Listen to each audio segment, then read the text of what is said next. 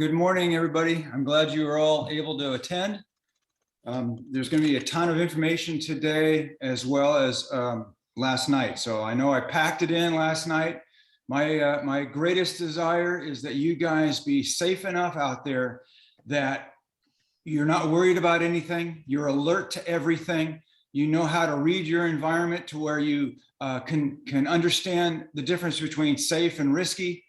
And stay out there as long as possible, because the longer you stay out, the deeper the relationship can be between you and the wilderness. And believe me, it's talking and it wants to share everything it has with you. So that's my goal. And that's why I created Mountain Education 40 years ago, beginning of this month.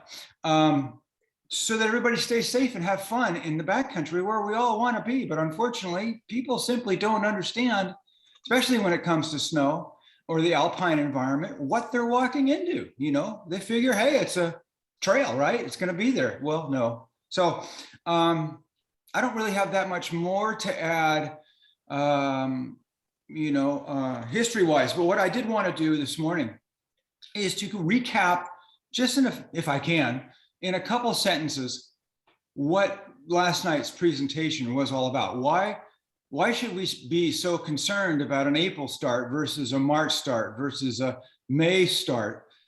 And I think for those of you who were in attendance last night, you picked up on the notion that it's really a very changeable time of the year. The seasons are changing between winter and spring, and so the two things that you've really got to keep in mind is one is the environment you're walking into when you're out there.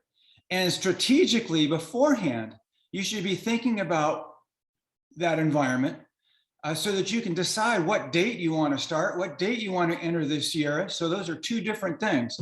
Start date from the Mexican border, 6 weeks later when you enter the Sierra, what will the conditions be like?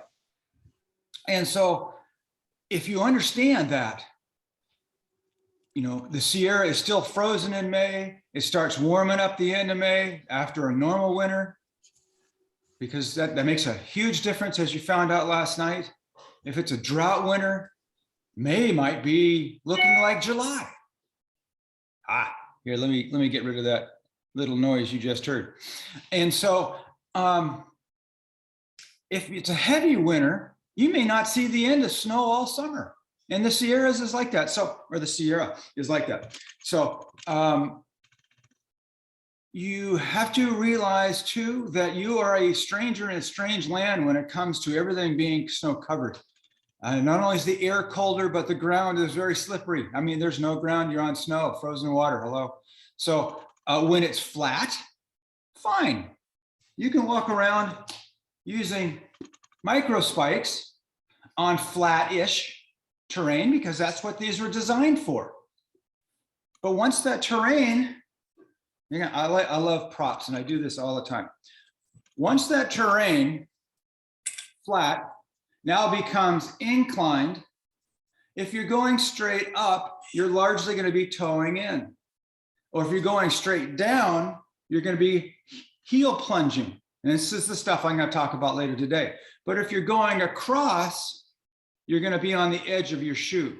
And that is the crucial point of today, outside of creek crossings, which we'll get into also. So all I want to do is just quickly recap that it's a very changeable time of the year in the Sierra. You may have frozen snow, easy walking until the thaw starts, and then it's going to be soup. And you have to change your strategy on how you move over it, through it, time of day. The dangers change that you encounter during the day as the snow softens and the ambient air heats up and the thaw starts. So that will all affect, all those things environmentally will affect your strategy. You may elect to start or want to start in March to avoid that messy creek swollen scene. Or maybe you'll say, hey, I want to start later, or I want to go southbound. But southbound actually, and we'll get into that later next month, but southbound has its own, I consider it kind of really serious hazards. Being on steep snow in trees is a lot worse than being on the side of Forester Pass or any other steep slope, where if you do fall and slide a little ways, you're not going to run into a tree. You know, trees will ruin your day real quick and get you flown out. So southbounders have their own concerns, but they're similar because of the environment is similar. So that's all I really need to say. This is really a show and tell kind of a presentation. We're going to talk about how to deal with those hazards that we pointed out last night and I just mentioned again. You know, nasty creek crossings, stupid soft snow, trying to hike at night and how that works.